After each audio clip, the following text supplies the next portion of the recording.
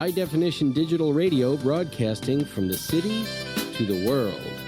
www.cityworldradio.com.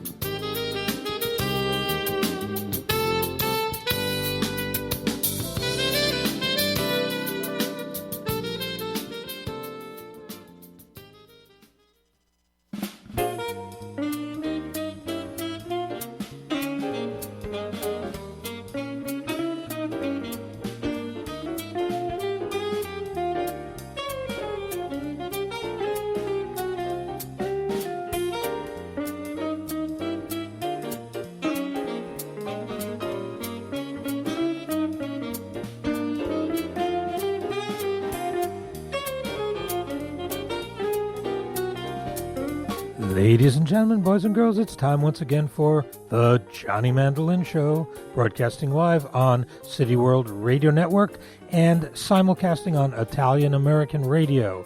I have a great guest tonight who you've met over the years as he's come on many times. Florida Al's up in town, and tonight we're going to talk about actors and movies. So don't touch that mouse because we've got a great show for you tonight here on the Johnny Mandolin Show.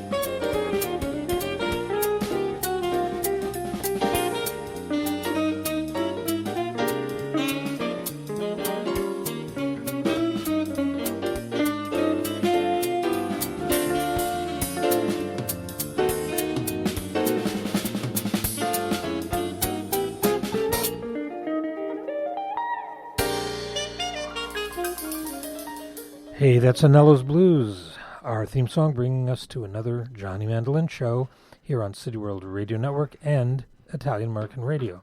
Our show is sponsored tonight by Sexton Records, that's C-E-X-T-O-N, Sexton with a C for audiophile jazz and big band. Go to sexton.com, C-E-X-T-O-N.com. All right, folks, so glad to be here. We're going to have a guest caller coming in later, too, calling in, and that's the famous Miss Mia Berman is going to call in. Mia has a show on Tuesdays right here on this network. So, Florida Al, welcome. Hey, thank you, Johnny. Great to be here. Back in New York. Yeah, and it's back home at the radio. Absolutely. That's great, man. Well, it's good to have you back again. We have a great time. And Al, my listeners all know that Florida Al and I are the great explorers of every dive bar we can find in New York. Yes. We're running out of. We were supposed to go this past Saturday. We ended up at one, great place, Forlini's. Yeah. We spent the whole afternoon there. Who needed to leave? Exactly. We had a great meal. But I was just saying, Johnny, we're kind of running out of material. We need to get back out there and just to explore some new places, man, because you're entirely right. We need to definitely explore new places and find dive bars that nobody else knows, because the problem is dive bars used to be dark and kind of a little scary, a little, on the edge, and you'd go in there and sit quietly and have a drink. And now they've turned into basically, hipster hangouts. And I know. It's like you can't even get a damn seat. And we're the ones that are dark and scary now. I'm trying to be. Kick those kids right out of there. Get off my lawn. Anyway, hey, we're having fun. We had a really good time at Forlini. Now, our listeners, I have to tell you, I know there's a lot of listeners who aren't in New York, and if you are, you should know Forlini. This is a family-owned Italian restaurant, and they have a great bar, a separate section with a great bar. Family-owned, 75 years, unbelievably good food, unbelievably good prices. And they're on Baxter Street, which is parallel to Mulberry Street, Little Italy, but one block west, and they're south of Canal, which used to be all Little Italy. Now it's Chinatown. Yeah. But man, I'll tell you, they have a great bar, and we had such a good time. And we were talking film, movies, and actors, and we had mentioned a couple of great actors, and one of the ones we were talking about is Dustin Hoffman. Yeah, Dustin Hoffman. And he's an amazing guy. I mean, I was looking at his discography, and his filmography. I'm in the record business too long. And I have actually 3 pages of it going all the way back to a TV series he was on called Naked City. No, that I don't remember. No, I don't remember that. I remember he did, way back then, he did the Volkswagen commercials. Do you remember that? Yes. I mean, it was like in the late 50s, early 60s, and he did commercials for Volkswagen. Yeah. Well, according to this, his first TV series was Naked City, and that was 1961. And then he did The Defenders in 62, Doctors and Nurses in 65, The Journey of the Fifth Horse in 66, The Star Wagon in 66, The Christmas Masquerade in 66, a TV show called ABC Stage 67, that was in 1967, Tigers Make Out, and then his first big breakout film was The Graduate in 1967. Well, that's how I became familiar with Dustin Hoffman.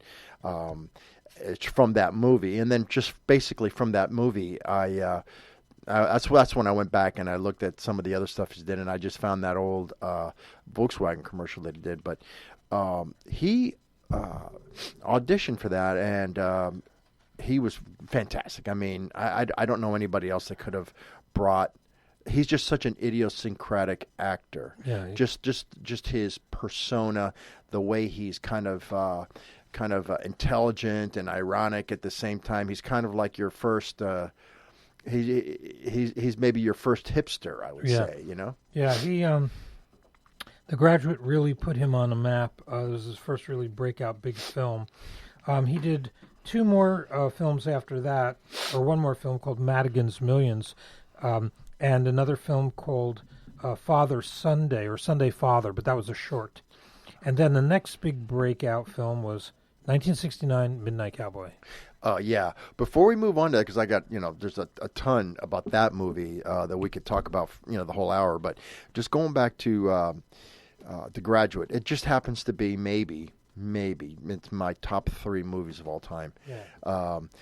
For a number of reasons. First of all, the score, the Simon and Garfunkel score. Oh, yeah, and what I didn't realize, there's a couple pieces of trivia on that. What I didn't realize, that the guy who did the non-Simon and Garfunkel music was Dave Grusin. Wow. Yeah, Dave Grusin. Like for example, in that scene where he takes Mrs. Robinson home for the first time, and she's sitting there on the bar, and she offers him a drink and everything, and she plays a little soft music. That's Dave Grusin that did that. Another little piece of trivia on that is that another person that auditioned for the role of Benjamin Braddock is Richard Dreyfuss. Auditioned for the role, and he did not get. He would have been great too, Richard Dreyfuss. He did not get that role, but he did play a bit part as one of the students that were in that rooming house that Norman Fell was the proprietor of. Yeah, it was truly a great movie. Just kind of stood out, and it really kind of jettisoned Dustin Hoffman into everybody's face. Yeah, it was just a tremendous movie. And then Midnight Cowboy was his next big one, and with John Voight. Oh, and God, yeah.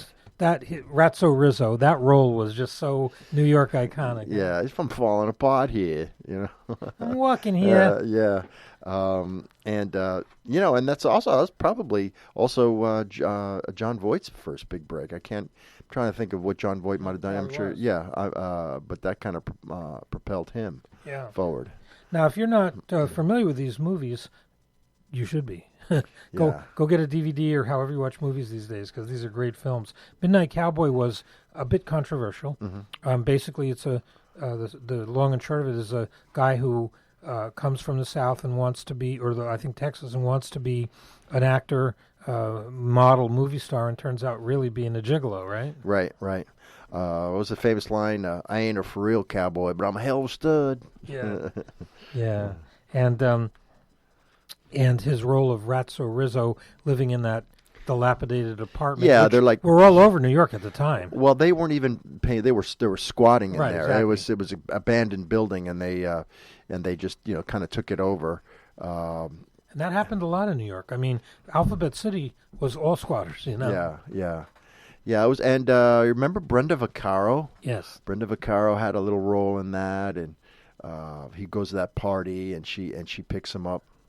Yeah, that was, but that was a great role for Dustin Hoffman. Yeah, Fantastic. it really launched him.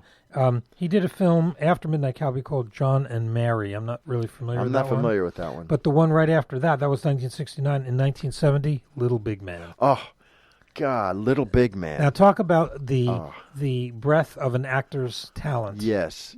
To go from kind of a hipster college student to a just a decrepit kind of a bum character in Midnight Cowboy, and he plays two roles in that. He's the American Western guy, and then he's the Indian. And more than that, because he plays the old guy at the beginning. Yeah. Reminiscing. That's right. And Little Big Man, once again, it's a long film. It's like 5 movies in one. But the story it tells is just so amazing. It kind of takes place in the Old West, and they bring in a lot of historical characters along the way. But Dustin Hoffman really got to stretch his chops on that one, huh? That was also Faye Dunaway was in that. Mm-hmm. Richard Mulligan played yellow hair. What was it? Custer. General George Custer. And it was really comic. And the thing about Little Big Man is it was kind of a dark comedy. Yeah. I mean, it was funny, even though it wasn't written to be a comedy. It was really, really funny. Yeah, there's some great lines in it, and it was funny. It was tragic, and like I said, it really stretched him out because he played a cowboy, he played an Indian, he played a student. Remember the name of the Indian tribe? What their names were? I don't know. The Human Beings. Oh yeah, that's what they call it. Yeah. The Human Beings. And then there was that one Indian that did everything backwards. Yeah. He said hello when he was coming. Yeah. He washed with dirt and rinsed himself off. Washed with dried with water. Yeah. Yeah, that was a really great movie. Again, folks, if you haven't seen Little Big Man, carve out 4 hours and go see it. Yeah. It's a great movie. That's a great movie to watch on your computer if you're heading on an airplane. Like when I fly to California, which is frequently, it's a 6-hour flight out there and a 4.5-hour flight back. Or 4 or 5 hours. So I always try to get a movie that's fairly long that'll last most of the flight, and that's a good one for that. All right, so Dustin Hoffman again, a great actor. Great roles. I'm going to list some of the other movies, and you stop me when there's one you want to talk to. Okay. 1996, American Buffalo. 97, Mad City. Next one was Wag the Dog. Yeah, it was about a political campaign, I believe. Yeah. 98 was Spear. 99, The Messenger, The Story of Joan of Arc. 2002, Moonlight Mile. 2003, Confidence.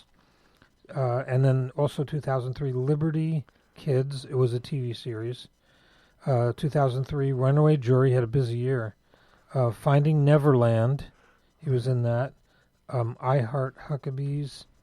And then Meet the Fockers. Right. Which was a comedy. What about Tootsie?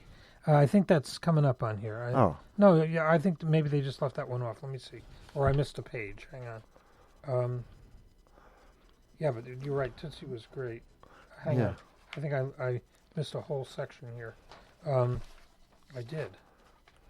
Oh, yeah, I did. I'm sorry. So let's go back to Little Big Man.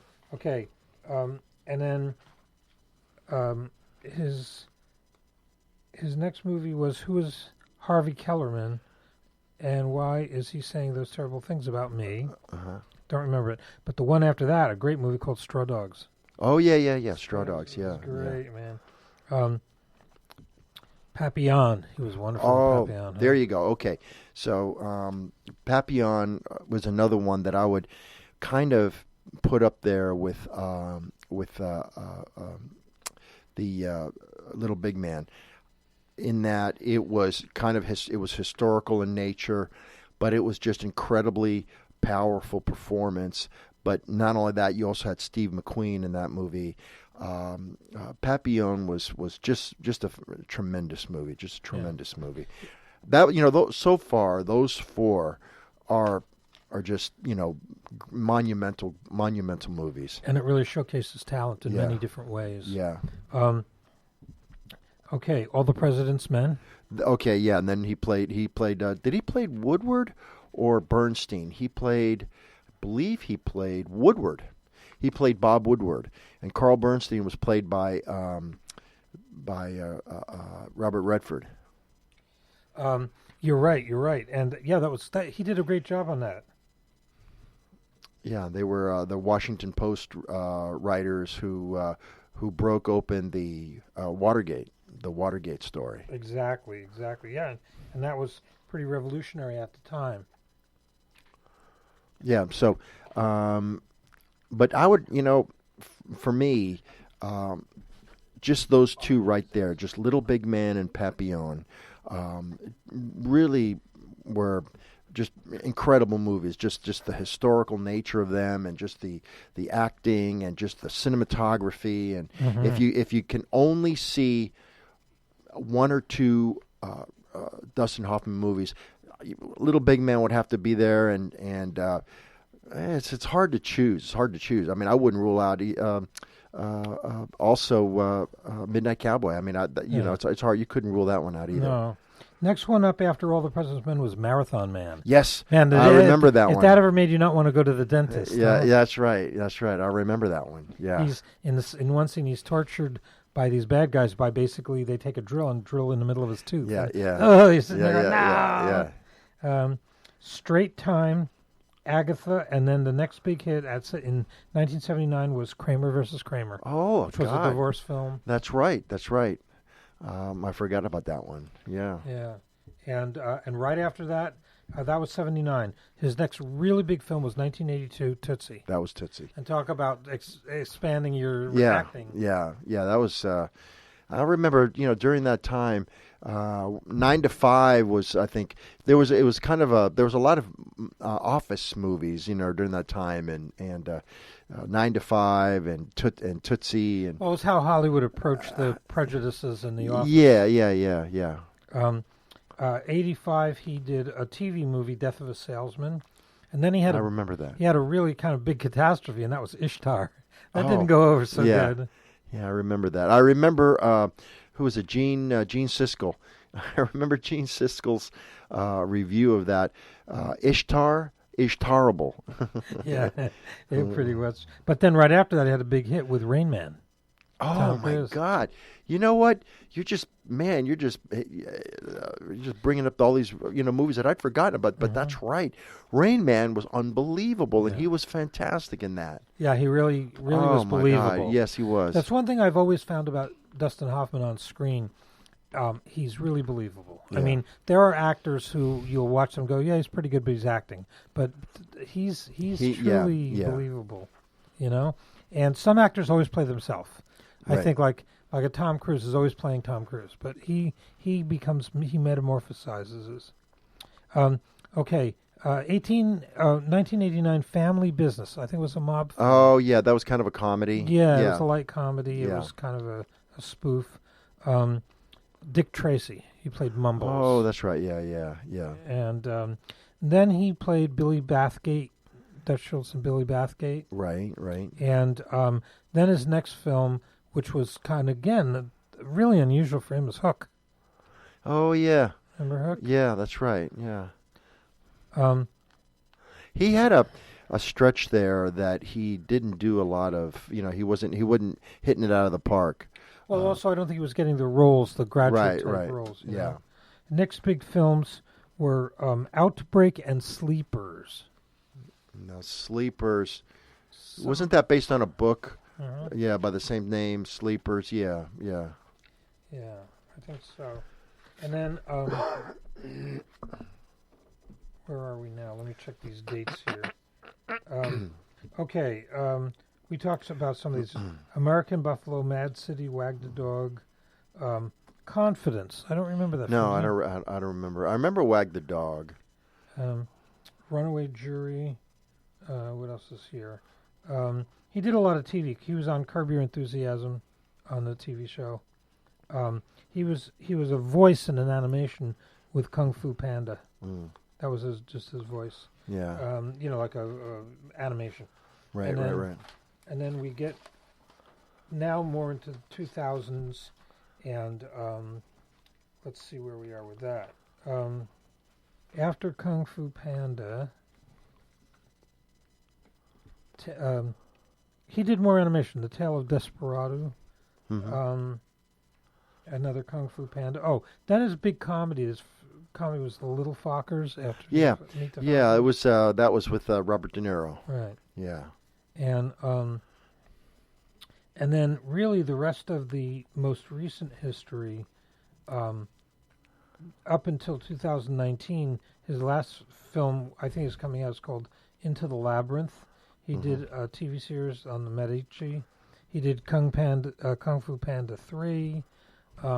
Not a whole lot after the Meet the Fockers. Right.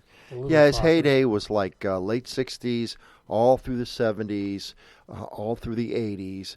But then, I guess he and I'm sure he'd love a great role. Yeah. You don't need to get a hold of him. It's like Quentin Tarantino. Yeah. Just give him a really off the role. Yeah. Kind of bring him back. Yeah. So, I always appreciated Dustin Hoffman. I really liked his roles. I wouldn't say he's my favorite actor, but I'd say that he's. So who would you say is your favorite? Let's that's a tough one. Let's make a choice. We talked about this, and I gave you a couple. Well, the first thing we have to do is divide the sexes because it's either male or female. Okay, so let's that's a good one. Let's go male. Let's just go male. Well, it's a really tough one there. I would say Al Pacino. You put Al Pacino over, of course, De Niro. Yeah, you'd put him over Marlon Brando. That's why I said it's a tough choice because Marlon Brando was such a method actor and so good, especially his younger films. Now, of course, everybody knows him for The Godfather, but he did a lot of films when he was younger. And then you have to almost go era because I loved Robert Mitchum. And I loved Steve McQueen, and I loved, who else was a great actor in that period? Humphrey Bogart was, hands off, truly my favorite film noir actor ever. Yeah. Humphrey Bogart. I also like James Cagney a lot. I like my personal favorite, and it's a little off the wall, but my personal favorite was Burt Lancaster. Yeah. He was a great actor. And he's a guy that changed his persona a lot. I saw the other night on TV an old rerun of The Birdman of Alcatraz. Oh, what a great film! And that was a fantastic movie. And he just his characters, he could inhabit his roles. Like for example, if you saw him in Sweet Smell of Success with Tony Curtis, he plays this really, really ruthless kind of dark character, that press mogul. But then when you see Elmer Gantry, he just inhabits this role as a preacher, as a huckster preacher. Just incredible the way he could change, and take on a role. Also From Here to Eternity, another great movie that he was in. So he's one of my favorites, Yeah, absolutely. Just a very gifted actor. I guess we've almost got to go era by era because we can even get back to some of the silent days. Charlie Chaplin was a genius. Well, the movie's coming out now, The Irishman. We were talking about that. So it's only the third time that they've worked together. So the two current iconic actors, I would say. Interesting that Al Pacino's never worked with Marty Scorsese. Yeah. This will be the first time that he does. So The Irishman's a new movie by Martin Scorsese featuring Robert De Niro and Al Pacino. Yeah, one of the things that I wanted to just mention to you, and I wanted to say was that I like these two actors better when they play weak characters. Like for example, Robert De Niro. Did you see a movie called Mad Dog and Glory? Yes, I did. With Bill Murray. I sure So he did. plays this just kind of a meek and policeman who gets bullied by Bill Murray. Bill Murray has his way with him, and he's got to, all during the movie, what ends up happening is he falls in love with the Uma Thurman character, and who is under the control of Bill Murray, and he's got to stand up for once in his life to a bully. And it's kind of a feeling, as for men especially, all growing up, there comes a time in your life you got to stand up to a bully. Yeah, that was a very good film, and Uma Thurman was good in that too. You know what I kind of, that movie, having to make that choice and to stand up even when you're afraid, there's two movies that come to mind in a big way, and they're very different movies. So the first one was Mad Dog and Glory. Robert De Niro, his character, he's got to stand up to Bill Murray, and it's very, very difficult for him. The second one that I would say is kind of like that is High Noon, Gary Cooper.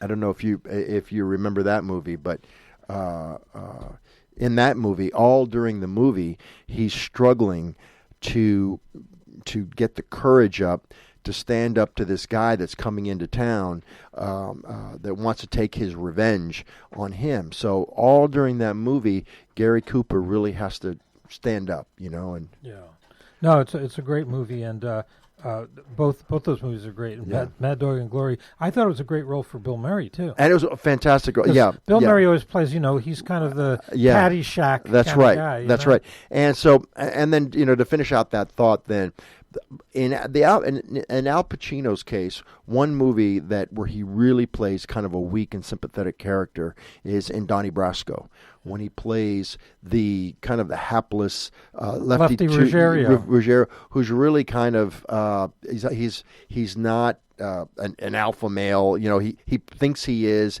He tries to portray himself that way, but basically gets pushed around by the bosses and stuff, and he kind of tries to suck up to the bosses every chance he gets, and he tries to come off like he's some sort of a big man with Donnie Brasco. Yeah, he gets used. Basically, he ends up getting used by the Johnny Depp character. Yeah, and another weak type character flaw for Robert De Niro was in A Night in the City. Oh yeah, that's right. That's right. Fake the liquor license. For that's his girlfriend. Right. That's right. And in A Bronx Tale, he, the big tough guy is played by Chaz Palminteri, not Robert De Niro. Right. Robert De Niro plays the father, whose last name in the show is Anello. Yeah, that's right. Just like me. That's right. We listen to the Johnny Mandolin Show. We're at our halfway point here. We've got lots more coming up on American films and actors, so don't go away. We're going to hear some music, take a little musical interlude. We're going to hear Miss Marie Anello off her new CD. I believe the song is Dream a Little Dream of Me, Marie Anello.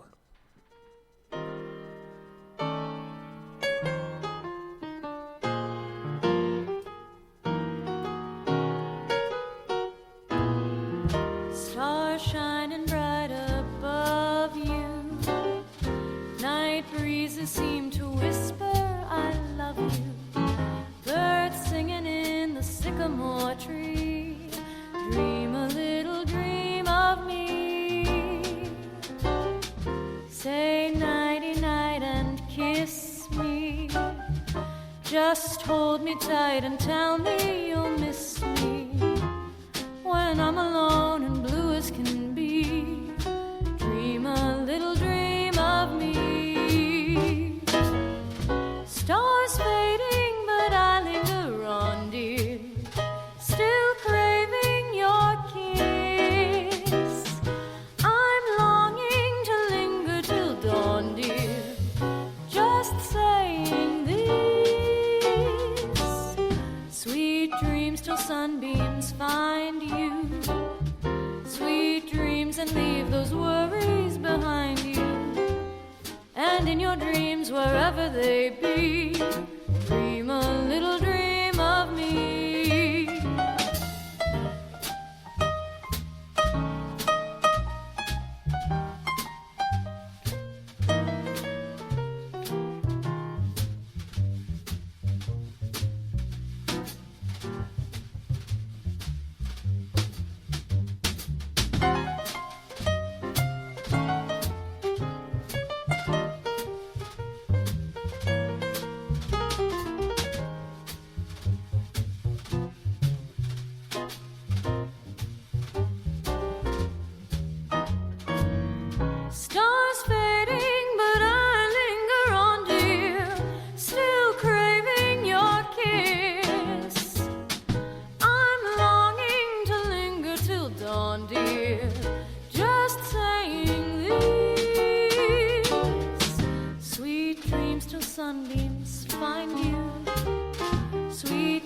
dreams and leave your worries far behind you. And in your dreams, wherever they be, dream a little dream of me. That's right. Dream a little dream of me. Keep dreaming. Dream a little dream of me. The amazing Maria Nello on Sexton Records. She's fantastic, Yeah, man. God, she's you know that's got I've heard her sing opera, and I know she does standards, but my God, she sounds beautiful there. Yeah, she's a Just great jazz beautiful. singer, too. Well, we have a special guest here tonight, besides Florida Al. Calling in is the famous Miss Mia Berman. How are you, Mia? Hi, Johnny. Hi, Al. Hey, Great to hey, talk Mia, to how you. are Great you? show Yeah. as usual. Marie sounds great. You both sound great. I just had to tell you, when you mentioned Dustin Hoffman, I had such a strange encounter. Once upon a time, I was when tape cassette recorders were going in style.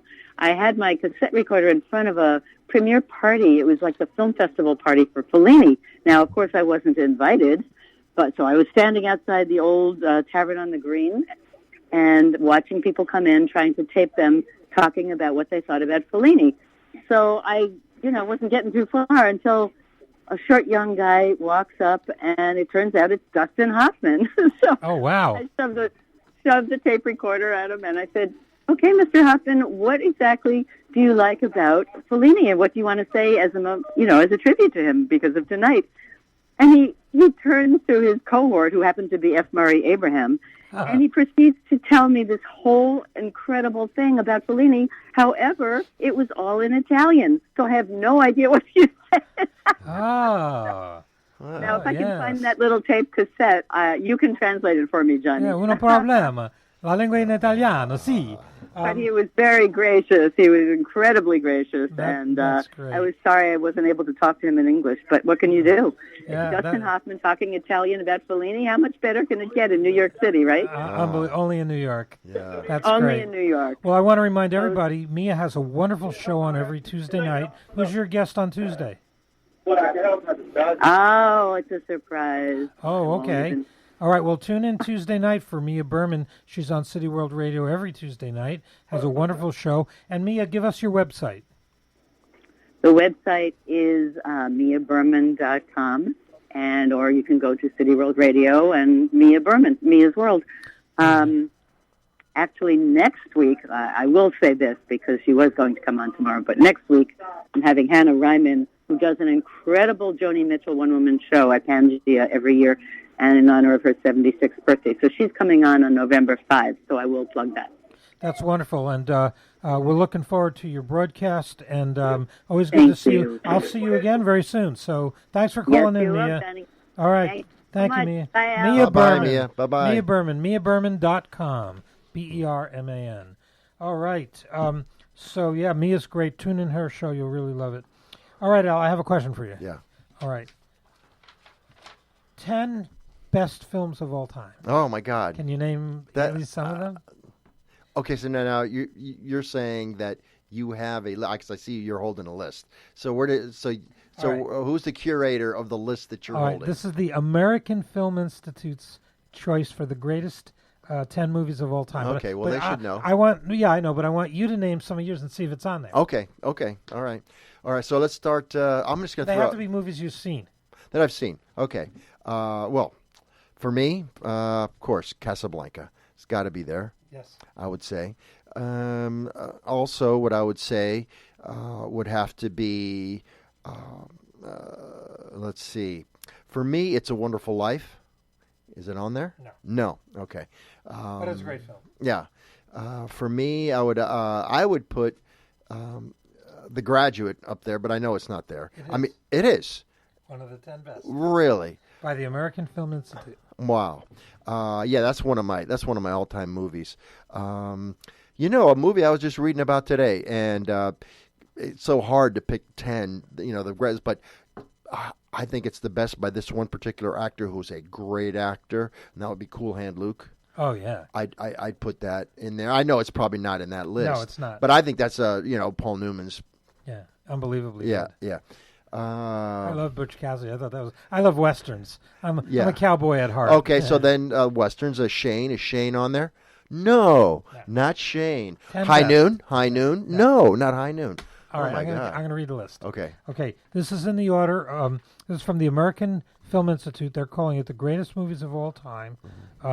They asked 1,500 members to pick the 100 best films from a list of 400, and the first 10 are this list. Okay. So here's the first 10. Number 1 film, Citizen Kane. Okay. Number 2 film, Casablanca. Yes. Number 3, The Godfather. Oh, of course. Number 4, Gone with the Wind. Yes. Number 5, Lawrence of Arabia. Oh, yes, absolutely. Number 6, The Wizard of Oz. Yes. Number 7, The Graduate. Made the top 10. Number 8, On the Waterfront. On the waterfront, of course. Number Elia Kazan, yeah. Number 9, Schindler's List. Okay. And number 10, Singing in the Rain. That was out of the Singin' top in the 100, Rain. that was their top 10. Wow, that's fantastic. Singing in the Rain. Now, Gene Kelly. Gene Kelly has got to be one of my all-time favorites. My personal favorite Gene Kelly movie, much that I enjoy.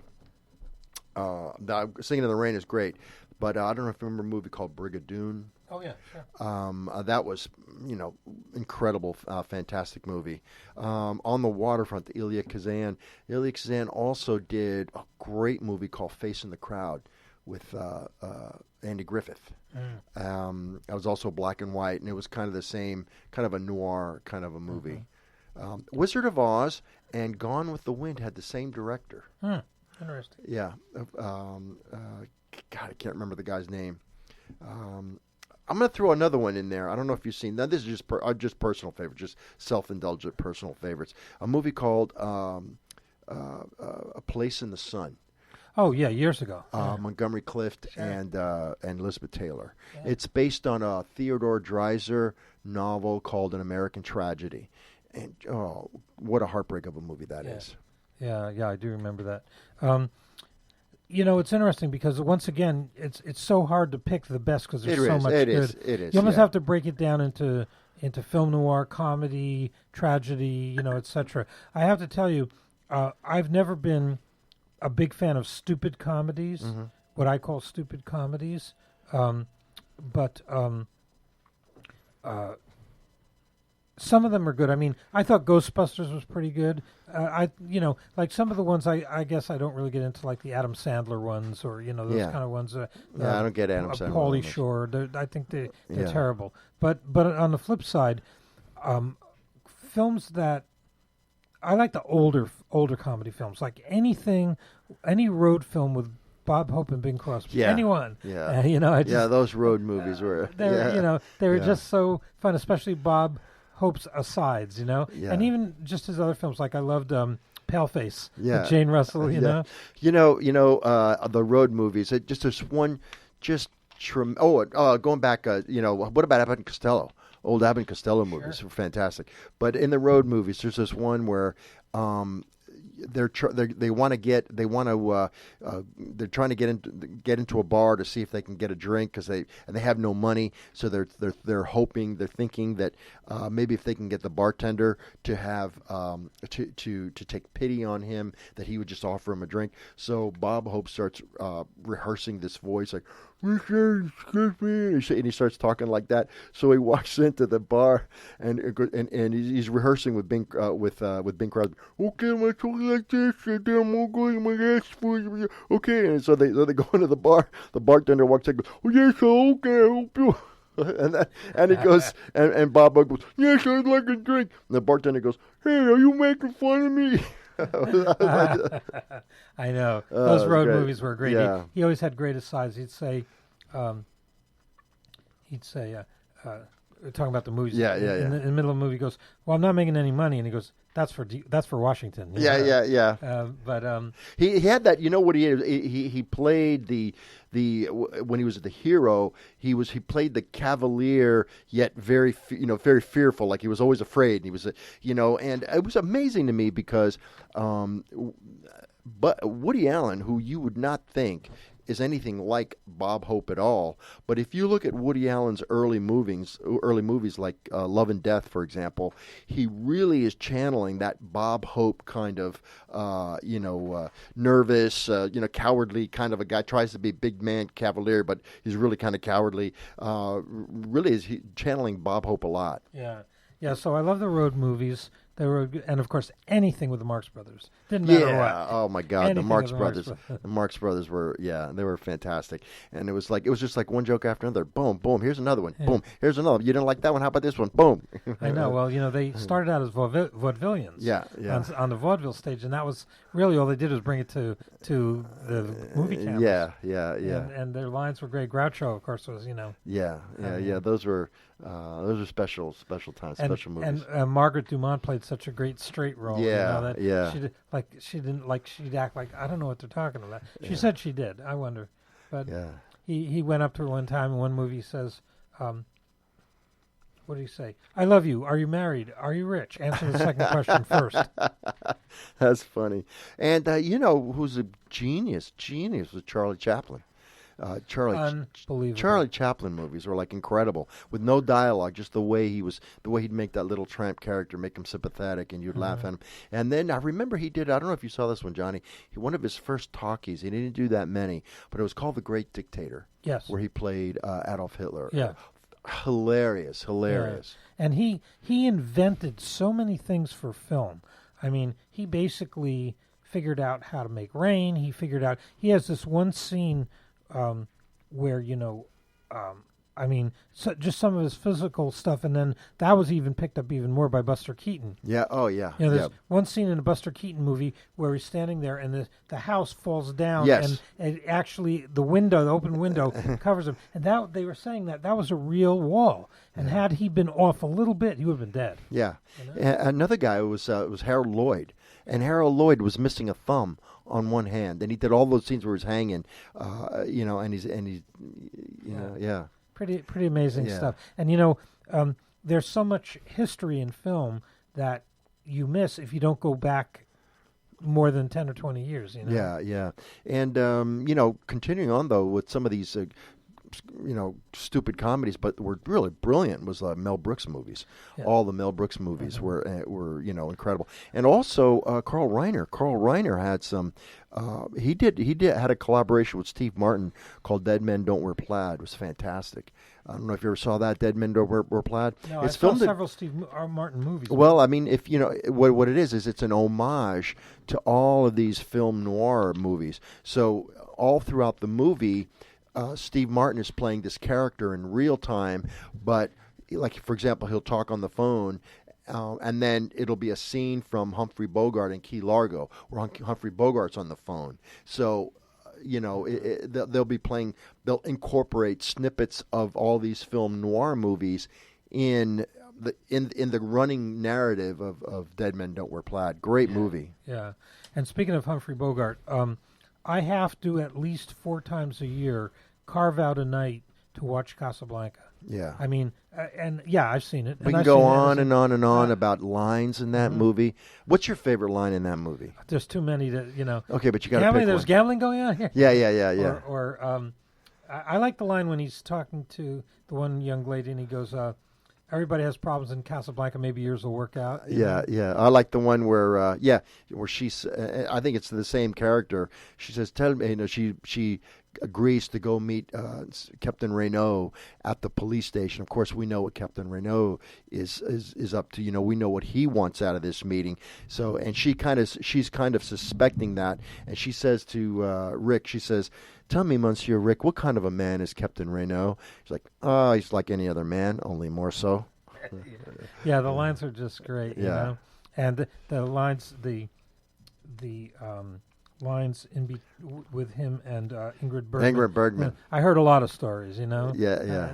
He talks about being alone on the street in the rain, and it's such a great movie. Like I said, 4 times a year I have to watch it, and when I watch it, it's almost like a religious experience. All the lights go out, phone gets disconnected, drinks get poured first, and then the movie comes on, and it's immersive.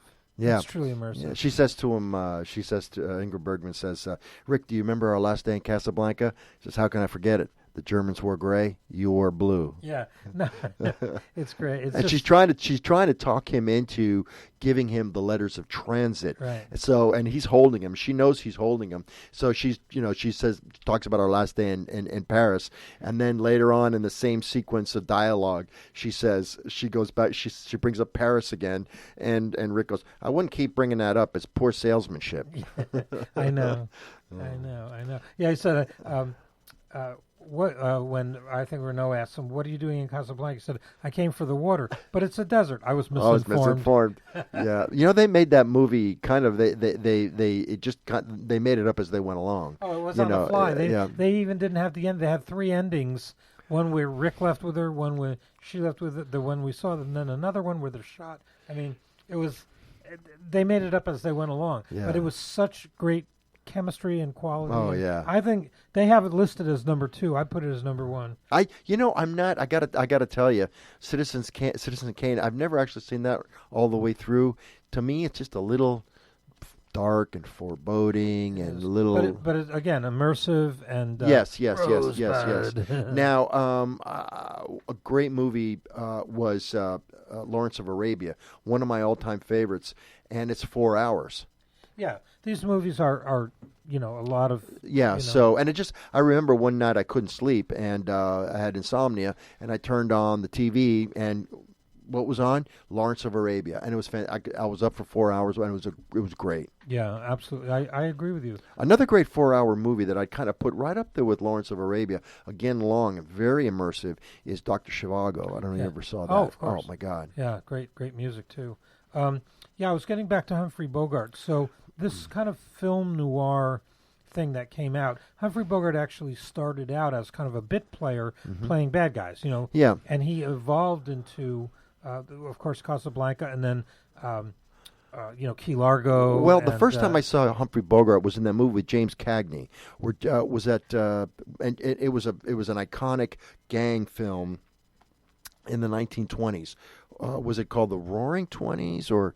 God, what was the name of that? It was with. I know what you're talking about, but I yeah, don't remember that. and so anyway, the head guy is James Cagney, and Bogart plays as kind of like a little bit of an off kind of he's like a second fiddle, but he's trying to take over Cagney's business.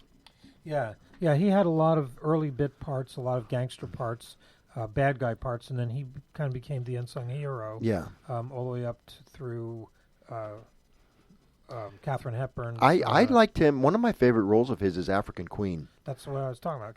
Katharine Hepburn. Oh, with Katharine Hepburn. Now that was when she's pouring out the bottles of bourbon. Yeah. It's other than Casablanca. I mean, it's hard to say because like Key Largo, Maltese Falcon. Oh yeah. Oh yeah. God, I love that movie. Yeah. And again, so immersive and so much fun. And then some of the the Postman Always Rings Twice. Well, he had a great role that too. That was a Bogart film, but in the Cane Mutiny. Yeah. The Cane Mutiny was a great movie, and he played this kind of like a paranoid a ship captain. Yeah, he was a great actor. He we're talking about characters that can inhabit the weak roles, and he was somebody that could really do that. Yeah, there was a knockoff in the 70s or 80s. It was called The Man with Bogart's Face. And there's an actor named Robert Saatchi who actually looks like Bogart. Wow. And it was really kind of a fun movie if you love Bogart. If you don't love Bogart, you wouldn't like this movie. Yeah. It was called The Man with Bogart's Face. Robert S-A-C-C-I, Robert Saatchi. I love that movie. Yeah, and then, I do too. Another movie that comes to mind, or that in that style, all the I'm losing my train of thought here. Oh, all the kind of B-rated. You mentioned the B-rated gangster films, right? That came out as the Hollywood drivel. Yeah. But they're fun if you like them. Yeah. There's another movie going back. So we're kind of I threw in James Cagney a little bit. I put James Cagney right up there with Bogey as far as I'm concerned. I love James Cagney. There was one movie in particular, I don't know if you saw, it's called Mr. Roberts with Henry Fonda and Jack Lemmon, and he. Oh man, he was just tremendous. And there's a scene. I don't know, Johnny. there's certain scenes in movies that when you watch them, you can't help but just start bawling your eyes out. You just can't help but start crying. And that scene at the end where they make him the metal of the palm tree and metal shop, and they make a medal out of it. They give it to him as a gag, as a going away gift we gave you, and they open up, and it's like a medal. And he takes it in a very, very solemn and respectful way, and he pins it on his shirt, and he stands there and he salutes. I cry like a baby every time I watch that. Yeah, it's a great film. It's a great film. So, we've covered comedies, and there's so many great, we could talk forever, Steve Martin. We forgot about Steve Martin. We know what we didn't hit on was body of work, Tom Hanks. Yeah. Tom Hanks' body of work is incredible. He's a great actor. Leo DiCaprio, another one. Yeah, Leo's great. Tom Hanks, one of my favorite movies was Road to Perdition. No, I don't know that one. I recommend it. It's very different role for Tom Hanks, Road to Perdition. Okay. And he plays a gangster and a father. Huh. And look up that Road to Perdition. You really, really like it. And as far as Steve Martin, my favorite movie is still My Blue Heaven. You're the one that told me to watch that, and I did, and it was one of the best movies I'd seen. Great movie. Yeah, he's so funny in that movie. So what's it going to be? Motel and TV or drinking and girls? Yeah, I know. That was really fun. Well, once again, we have a great time here on the Johnny Mandolin Show. Special thanks to City World Radio, to Italian American Radio, ItalianAmericanRadio.com, to Sexton Records, CEXTON.com, who sponsors us, to Florida Al, who flew 1,500 miles to be on the radio. Just to be here. Yeah. And, of course, our great engineer, Jade, who's always here to help us stay on the air and keep broadcasting. Write to us. Let us know what you think. If you're interested in doing your own show, look us up. Send us an email. And I want to wish good luck to my partner, John Ferry, who's going to be dealing with some stuff. And so, John, we love you. And so, all in all, folks, thanks for listening. I want to give a shout-out to my California listeners, Mr. Phil Gonzalez, great guy who's been on the show via the phone. My listeners in Miami, in Chicago, in New Orleans, I love your emails. My friends in Rome, and especially in Sicily, grazie per ascoltare. Thank you for listening. And what else? Everybody out there, thanks for listening. We love you here on City World Radio Network and on Italian American Radio. Keep listening. Next week, I have a wonderful guest on. For those of you who are big fans of New York radio, okay, listen to this. If you listen to WOR, you know the name Joey Reynolds. Yes, the famous voice of the night in WOR, Joey Reynolds. He'll be on my show next week. That's, I believe, the 4th. Is that 4th of November, next Monday night on the Johnny Mandolin Show, 6 p.m. Eastern Standard Time, 3 p.m. in California, or on the East Coast, on the West Coast. So thanks again, folks, for listening, and have a great night. We love you, and thanks again. Thanks, Bye-bye. Al. Bye-bye. Bye-bye, everybody.